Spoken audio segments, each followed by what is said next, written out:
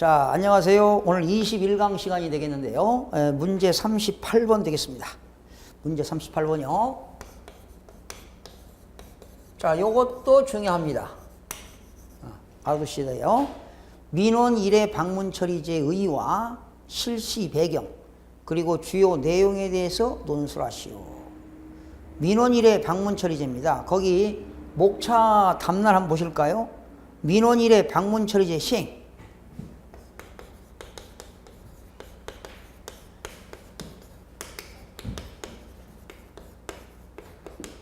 이게 민원 행정기관에다가 민원인이 방문하는 것은 한 번만 방문해라. 이게 20몇 년이 흘렀습니다. 이게 93년도에 실시됐으니까요. 전국적으로. 93년 10월이니까 상당히 오래됐네요. 민원 1회 방문 처리제를 시행해라. 두 번째는 민원 1회 방문 처리제 주요 내용은 뭐냐?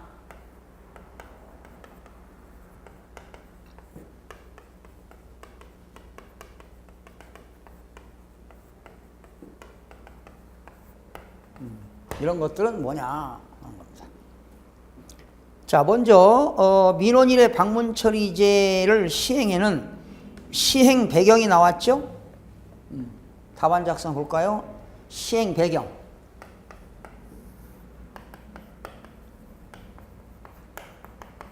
시행 배경이 93년도에 됐어요. 그리고 다시 1번. 뭐라고 나왔나? 1번.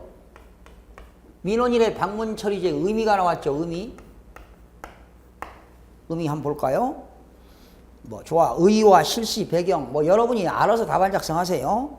93년 10월 전국에 일제히 민원 1회 방문 처리제가 행정기관 내부에서 처리할 수 있는 자료 확인이나 관계 부서, 기관 간의 협조 등의 일을 가지고 민원인들이 두 번 다시 행정기관을 방문하지 않도록 하는 민원 처리제도다. 그러니까 민원인이 행정기관에 두 번 다시 방문하지 않고 한 번만 방문해서 모든 민원 처리를 실시할 수 있는 그런 제도가 민원 1회 방문 처리제의 의미라고 볼 수가 있겠습니다. 따라서 어떤 민원이든 일단 행정기관에 접수되면 행정기관 내부 간에 처리될 수 있는 자료 확인이나 업무 협조에 따른 모든 절차는 담당 공무원이 직접 처리하기 때문에 민원인이 관련 국을 일일이 찾아다니면서 담당자를 전혀 만날 필요가 없다는 겁니다. 민원실에 제출하면 되는 거니까. 그러나 행정기관 내부에서 처리할 수 없는 민원인 스스로 사유. 여러분, 만약에 민원인이 어떤 내용을 변경하고 싶다. 또 내가 민원 서류를 제출했는데 서류가 보완될 서류가 있다. 이런 것들은 다시 두 번 다시 방문하는 건 나의 귀책사유이기 때문에 이거는 민원 1회 방문 처리제하고는 전혀 관계가 없다는 거죠. 나의 귀책사유이기 때문에 내가 잘못해서 서류를 보완해서 행정기관에 방문하는 건 그거는 1회하고는 전혀 관계없다라는 것입니다. 거기 나왔죠. 민원 처리 과정에서 민원인이 반드시 직접 설명해야 할 필요가 있는 행정기관을 다시 방문하는 것은 1회 방문과는 전혀 관계가 없다. 무관이다 이런 얘기죠. 자, 두 번째 민원 처리 1회 방문제 실시 배경은 뭐냐? 하나의 혁신적인 제도라고 볼 수가 있죠. 여러분, 민원인과 공무원들의 부조리가 많잖아요. 부조리가 있기 때문에 그러한 부조리를 제거하기 위해서 바로 혁신적인 제도다. 거기 보세요. 민원 1회 방문 처리제는 민원 사무 처리를 위한 단순한 제도의 개선에 그치는 것이 아니라 국민과 그리고 공무원들의 일상적인 만남의 현장인 민원 사무 처리 제도의 일대 개혁을 통해서 부조리를 없애자 이 말이죠. 일대 개혁을 통해서 행정 전반에 걸쳐서 다목적, 종합적 효과를 거두기 위한 다목적, 종합적 효과를 거두기 위한 하나의 일대 혁신적인 제도다. 이노베이션한 거죠. 이노베이션. 행정 전반에 걸쳐서 다목적이고 종합적 효과를 거두기 위한 이노베이션 시스템이다. 혁신적인 제도다 이 말이죠. 실시 배경. 그래서 실시 배경에는 크게 세 가지가 나옵니다. 실시 배경에는 세 가지가 나와. 제목을 기억하세요. 민원 1회 방문절이제 실시 배경은 공무원과 국민과의 의식과 행태 전환입니다.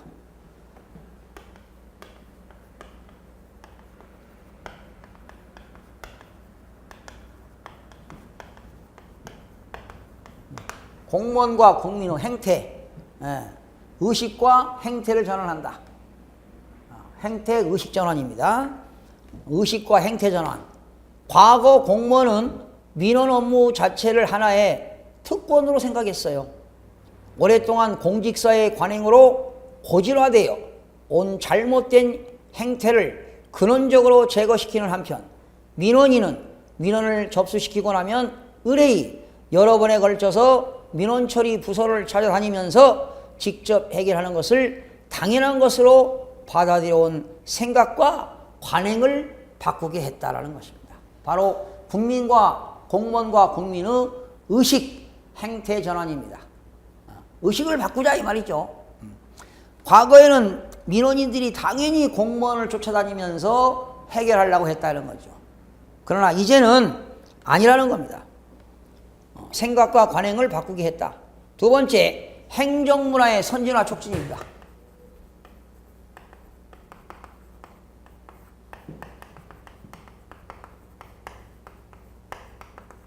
행정문화의 선진화 촉진이다. 한번 읽어보겠습니다.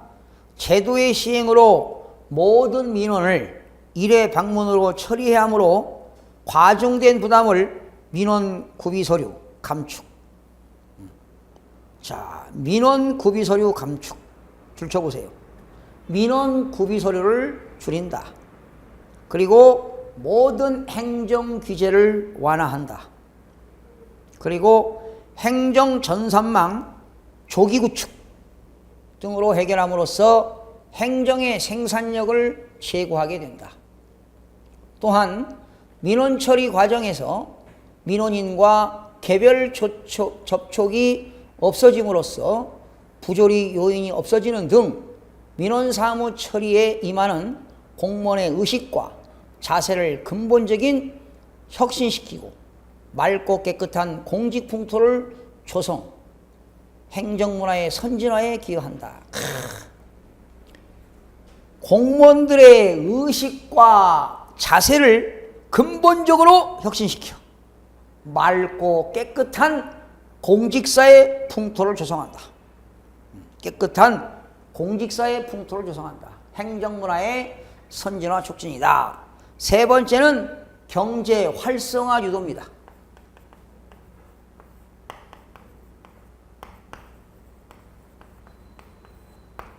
경제 활성화에 유도한다. 자, 한번 볼게요. 각급 행정기관에 접수되는 각종 민원 중 7, 80%가 뭐냐? 공장을 설립하는 것.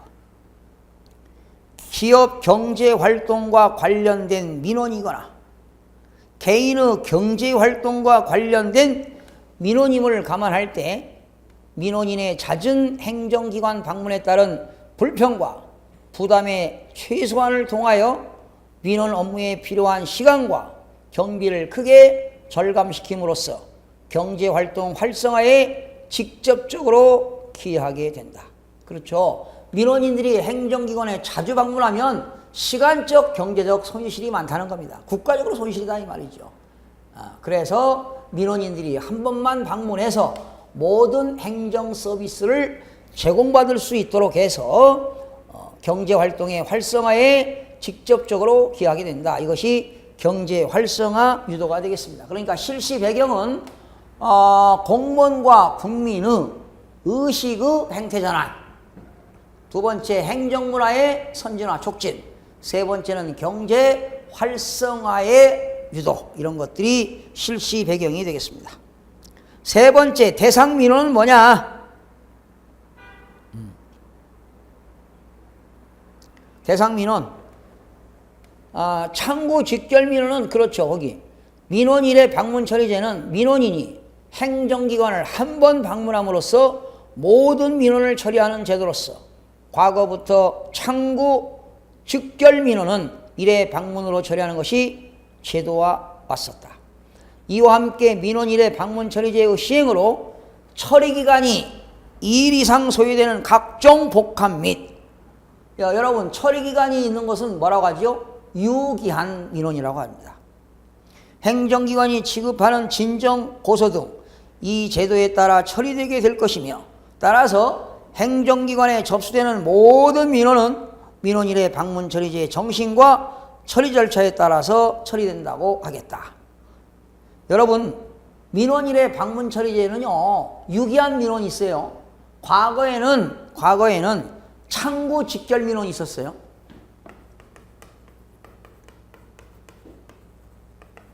바로 이런 것들이 인감 끊어달라. 이런 것들이 바로 뭡니까? 특정한 행위를 요구하는 거잖아요. 특정한 행위를 요구하는 것은요. 즉시입니다. 즉시. 즉시라고 하는 건 뭐냐? 3시간 이내입니다. 그러나 유기한 민원이라고 하는 건 기간이 정해진 거죠. 이런 건 뭐 인가받고 허가받고 면허 등 이런 것들은 기간이 정해졌다 이 말이잖아요. 이런 것들이 정해져 있다 하더라도 한 번만 방문해서 모든 민원을 처리할 수 있도록 해라 하는 겁니다. 자, 두 번째 민원일의 방문 처리제 주요 내용이 있습니다. 주요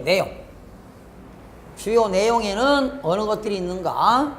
거기 주요 내용이 5가지가 나왔죠. 자, 요거 잘 암기하셔야 됩니다. 1번. 첫 번째는 요거 2번으로 이렇게 했다면 반가로가 되겠습니다. 여러분 번호 매길 때 1번 반가로, 양가로 요렇게. 아시겠죠? 번호를 잘 매기세요. 자, 먼저 민원일의 방문 상담 창구의 설치 운영입니다. 민원일의 방문 상담 설치, 상담 창구 설치.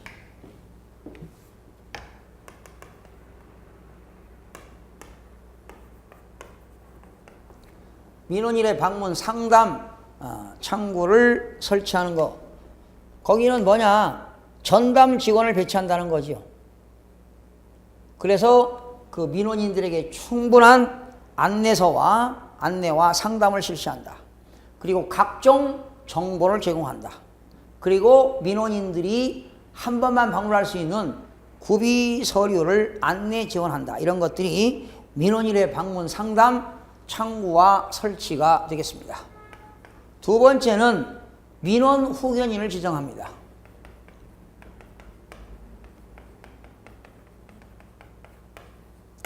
민원 후견인 지정은 아무나 되는 게 아니라 경력들이 있는 겁니다.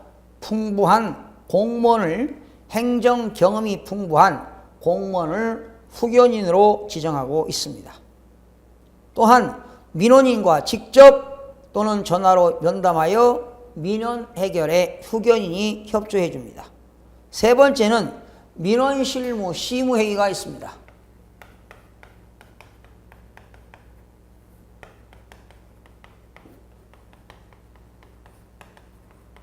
민원 실무회의가 있는데요. 관련 부서 담당자들이 모여서 서류를 검토합니다.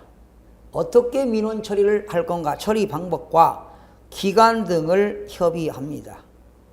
그리고 현장의 합동 확인 등으로 처리 기간을 단축할 수도 있습니다. 또 민원인들의 설명이 필요할 때는 민원실무 심의회의에 민원인들이 회의에 참가할 수도 있습니다. 그래서 민원실무 심의회의에서 민원인들의 의견을 청취하게 됩니다. 자, 민원실무 심의회의가 끝나가지고 안 되면 민원조정위원회가 있습니다.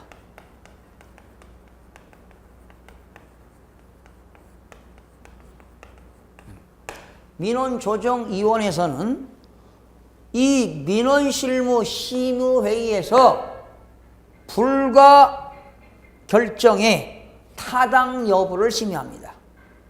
실무종합심의회의에서, 그러니까 실무종합심의회라고 하는 건 뭐냐? 민원실무심의회에서 불가 결정한 여부를 타당성을 심의합니다. 그리고 관련 법규나 제도가 현실에 적합 여부 검토 후에 제도 개선을 추진하게 됩니다. 마지막에 민원조정위원회에서도 불가 결정이 떨어지면 행정기관장이 최종 결정합니다. 행정기관장이 최종 결정한다. 5가지 기억하세요. 암기하셔야 됩니다. 민원 1회 방문 처리의 주요 내용 5가지. 민원 1회 방문 상담 창구를 설치한다. 그리고 민원인들의 후견인을 지정한다. 3번째는 민원실무 심의회의를 한다. 여기서 불가항력은 민원조정위원회에서도 결정한다. 민원조정위원회에서 결정이 불가하면 최종적으로 행정기관이 최종 결정하는데, 그래서 민원조정위원회도 불가 결정이 되게 되면 기관장이 임무대로 최종 결정해서 뇌물받고 하는 경우가 이런 데서 시장, 군수, 구청장이 문제가 생기는 거예요. 그래서 간혹 가다가 구속되고 그런 거 아니에요? 뇌물 먹고 부조리로 안 되는 걸 말이죠. 인허가 안 되는 거를 허가해주고 행정기관장이 최종 결정을 해서 이런 부조리가 생기는 경우도 있다라는 것이죠. 그래서 5가지 기억하시기 바랍니다. 민원 1회 방문 처리의 주요 내용.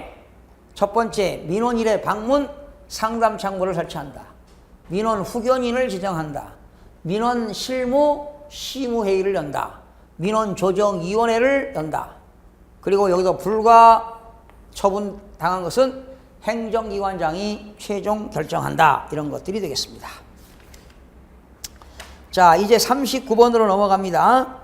전자정보와 사무관리 논술하시오. 너무 추상적인데요. 여러분, 우리나라는 김대중 대통령 때 전자정보법이 만들어졌습니다. 상당히 오래됐죠. 전자정보. 사무관리에 대하여 논술하시오. 전자정보의 목적이 나왔네요. 거기 크게 1번 전자정보의 목적. 큰 타이틀 한번 보세요. 너무 포괄적이나 내용이. 이게 전자정보법 전체를 물어본 거거든요. 자, 먼저 전자정보의 목적.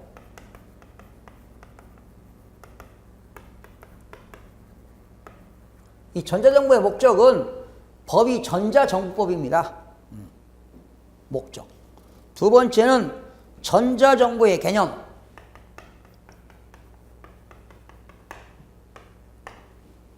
세 번째는 행정기관 등 공무원 등의 책무. 행정기관 등 공무원들의 책무.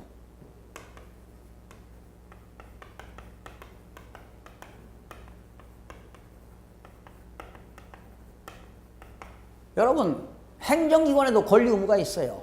공무원도 권리 의무가 있다고요. 우리 국민들도 권리 의무가 있다. 권리라는 건 뭡니까? 법이 주는 힘이지요. 법이 주는 힘을 찾아내는 게 바로 권리입니다.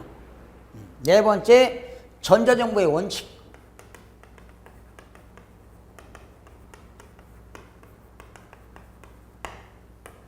전자정보의 원칙이 나오고요. 5번째, 전자적 민원처리 신청.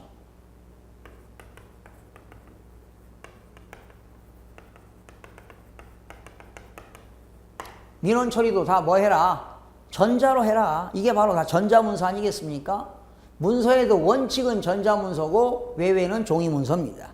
6번째, 구비서류의 전자적 확인.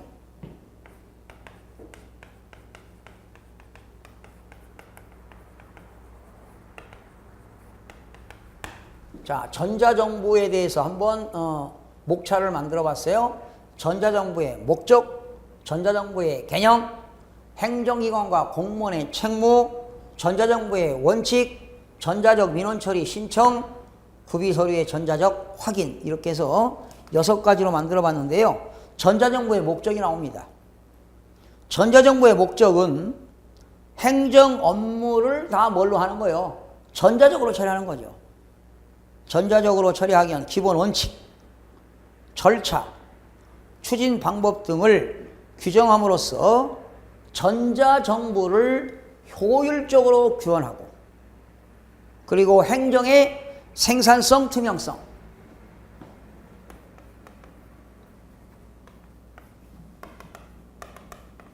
생산성, 투명성, 민주성. 생산성과 투명성과 민주성을 높여서 국민의 삶의 질을 향상시킨다. 국민의 삶의 질을 향상시킨다.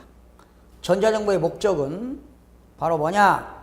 행정의 생산성과 행정의 투명성과 행정의 민주성을 높여 국민의 삶의 질을 향상시키는 것을 목적으로 한다. 전자정보의 개념이 나옵니다.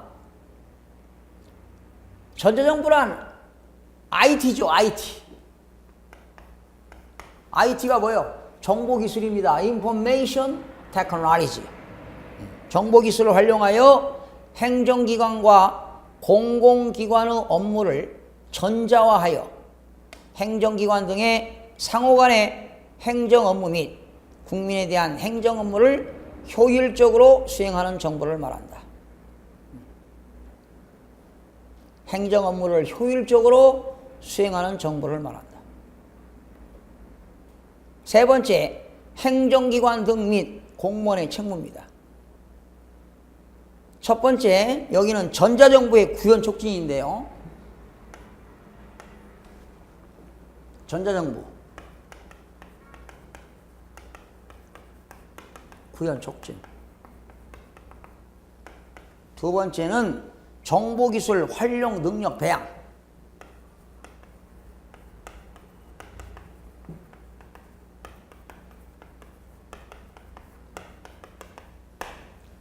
행정기관과 공무원의 책무는 전자정보를 구현을 촉진해라. 그리고 정보기술을 활용해서 능력을 배양해라. 볼까요? 행정기관의 장은 전자정보 구현을 촉진하고 국민의 삶의 질을 향상시킬 수 있도록 이 법을 운영하고 관련 제도를 개선하여야 하며 정보통신망의 연계 및 행정정보의 공동이용 등에 적극 협력해라. 자, 여러분 행정정보 공동이용 아시죠?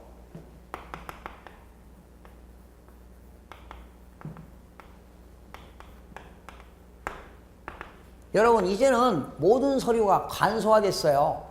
여러분들이 무슨 뭐 부동산을 팔아가지고 양도세에 신고한다. 매매계약서만 가져가면 돼요. 과거에는 주민등록 등본, 토지대장, 건축물 대장 이런 것들 다 서류 띄었잖아요. 이제는 필요가 없다는 거지요. 실제 사실 행위에 대해서 거래 매매계약서만 가지고 가서 신고하게 되면 담당 공무원이 나의 인적사항 알아보는 것은 행정정보 공동을 통해서 다 알아보겠다는 겁니다. 이게 바로 전자정보죠. 두 번째는 정보기술 활용 능력 배양입니다. 공무원 및 공공기관 소속 직원은 담당 업무를 처리하는데 전자적으로 처리하는데 필요한 당연히 본인이 정보기술 활용 능력을 알아야 된다는 거지. 그래서 담당 업무를 전자적으로 처리할 때 해당 기관의 편익보다 국민의 삶의 편익을 우선적으로 고려한다. 국민의 편익을 우선한다는 거지. 국민의 편익 우선한다.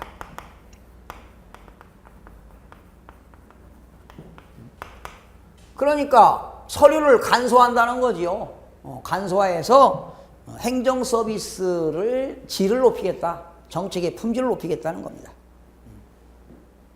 정보기술 활용 능력 배양. 그러니까 전자정보법 모든 공무원이나 공공기관에 근무하는 직원들은 정보기술 활용 능력을 배양해라 이 말이야. 그래야만이 행정기관의 편익보다 국민들의 편익을 우선해서 고려해야 된다는 겁니다.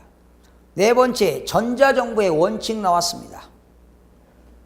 자, 전자정부의 원칙 4가지가 나왔어요. 뭐가 나왔나요? 전자정부 구현, 운영 및 발전. 한번 읽어볼게요. 너무 추상적이라 어렵습니다. 행정기관 등은 전자정부 구현, 운영 및 발전을 추진할 때, 전자정부 구현 및 운영 발전을 추진할 때는 어떤 거를 대책을 마련해야 될까? 대민 서비스의 전자화입니다. 대한민국의 모든 국민들에게 전자화 및 국민 편익을 증진시켜라. 그리고 행정 업무의 혁신을 통해서 생산성과 효율성을 높여라. 향상시켜라. 그리고 정보 시스템의 안정성과 신뢰성을 확보해라. 안전성과 신뢰성을 확보해라. 개인정보 및 사생활을 보호해라. 이게 바로 뭐냐? 개인정보보호법에 의해서 개인정보의 사생활을 보호해라. 행정정보 공개 및 공동 이용을 확대해라. 행정정보 공동 이용을 확대해라 이런 얘기죠. 그리고 중복 투자의 방지 및 상호 운용성을 증진해라. 6번 같은 건 좀 어렵고요. 바로 이게 전자정보를 구현하는 겁니다. 전자정부 원칙이죠, 지금. 전자정부 원칙에는 크게 4가지가 있습니다. 전자정부 구현, 운영, 발전. 두 번째는 정보기술 아키텍처 기반.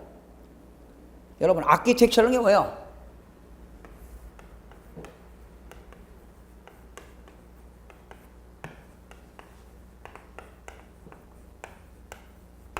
아키텍처.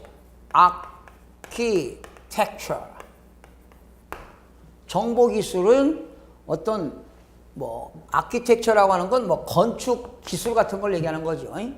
어떤 건축 양식, 건축술을 얘기하는 겁니다. 그러니까 정보기술의 어떤 그 건축술을 기반을 구축해라 이런 얘기죠. 정보기술 아키텍처 기반.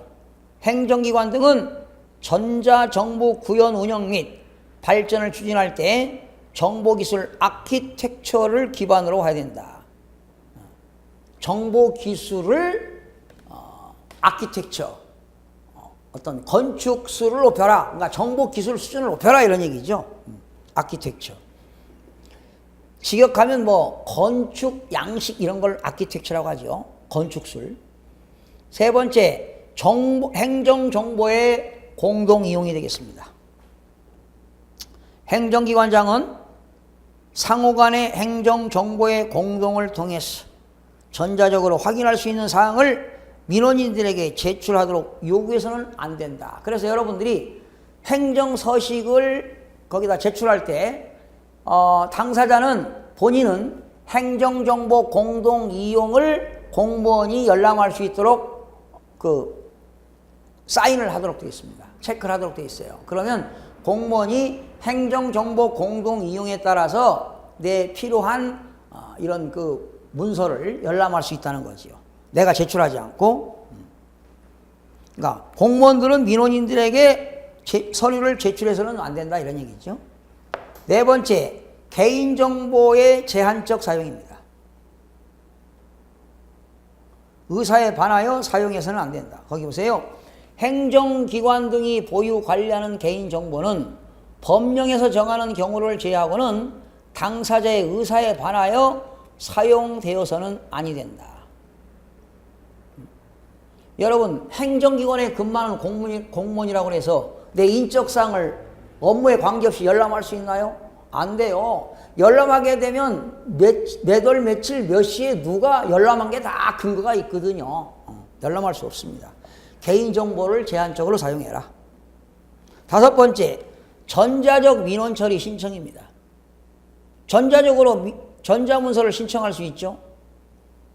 행정기관 등의 장은 행정기관에 처리할 민원사항에 대하여 관계 법령에서 문서, 서면, 서류 등의 종이문서로 신청, 신고, 제출 등을 하도록 규정하고 있는 경우에도 전자문서로도 신청을 하게 할 수 있다. 그렇죠? 종이문서로 행정기관에 가서 종이문서로 신청하지 않고 여러분이 가정에서 인터넷을 통해서 전자적으로도 신청할 수 있다는 겁니다. 전자문서 신청입니다. 요즘은 전자소송도 하잖아요. 전자소송. 법원에 가지 않고요. 전자적으로 신청하게 되면 법원에서 뭐가 나와요? 언제 재판길이 잡힌다. 변론길이 잡힌다고 오잖아요. 그러면 이날 판사 앞에 가는 거예요. 원고 피고가. 전자소송이 하는 거죠. 전자문서 통지입니다. 전자문서로 신청했으니까 전자문서로 통지하는 겁니다. 행정기관장은 민원사항을 처리할 때 그 결과를 종이문서로 하지 않고 전자문서로 통지할 수가 있습니다. 세 번째, 전자와 문서입니다. 전자와 문서로도 할 수 있다. 전자문서로 신청 또는 통지하는 경우에는 전자문서에 첨부되는 서류는 전자화 문서로도 할 수 있다. 여섯 번째입니다. 구비서류의 전자적 확인입니다. 행정기관 등의 장은 민원인이 첨부 제출해야 할 증명서류 등 구비서류가 행정기관 등이 전자문서로 발급할 수 있는 문서인 경우에는 직접 그 구비서류를 발급하는 기관으로부터 발급받아 업무를 처리해야 한다. 구비서류의 전자적 확인입니다.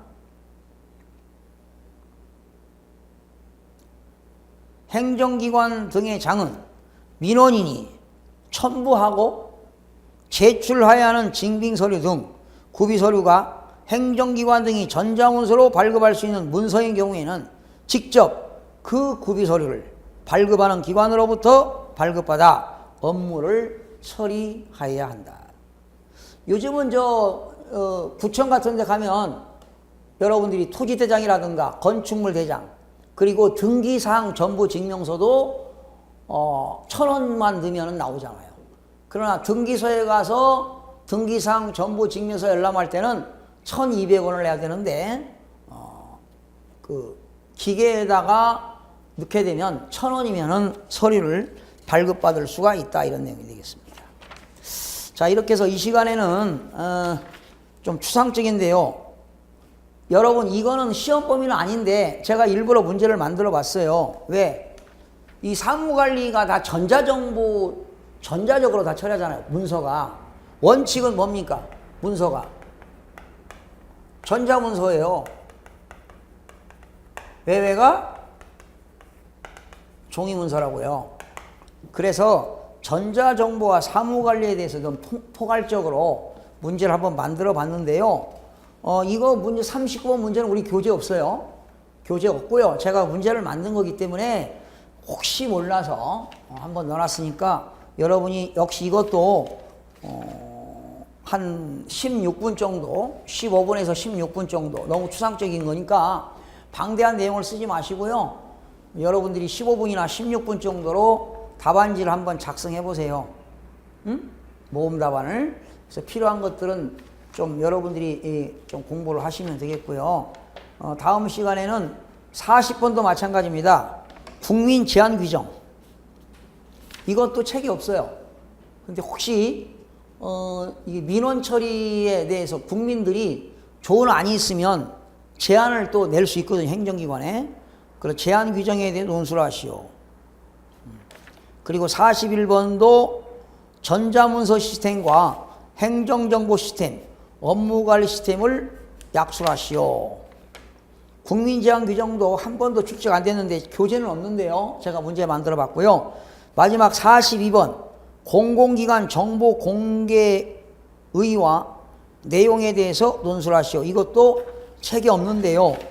이런 문제들은 지금 보너스로 나왔기 때문에 다음 시간 22강 시간에 마지막으로 40번, 41번, 42번은 마지막 시간에 한번 해드리도록 하겠습니다. 여러분, 오늘 이 38번과 39번 여러분들이 이거 40점짜리이기 때문에 모범 답안을 15분이나 16분 꼭 작성해서 훈련을 하셔야 됩니다. 이건 제가 작성한 모범 답안입니다. 제가 만든 문제고 여러분들이 제가 만든 모범 답안을 여러분 스스로 작성해 보셔야 돼요. 이거 읽어갖고 안 돼요. 시간을 분명히 재가지고 15분 내에 답안 작성이 안 되면 압축하세요. 압축. 그래서 압축된 모범 답안을 계속해서 읽어보고 여러분을 만들어서 시간 되는 대로 써보세요. 50번, 100번 써보시면 100번 써면 합격한다고 그랬어요. 지난 3회 때도 거의 7순위 다 되신 분이 우리 에듀프로를 통해서 합격하신 분이 있는데요.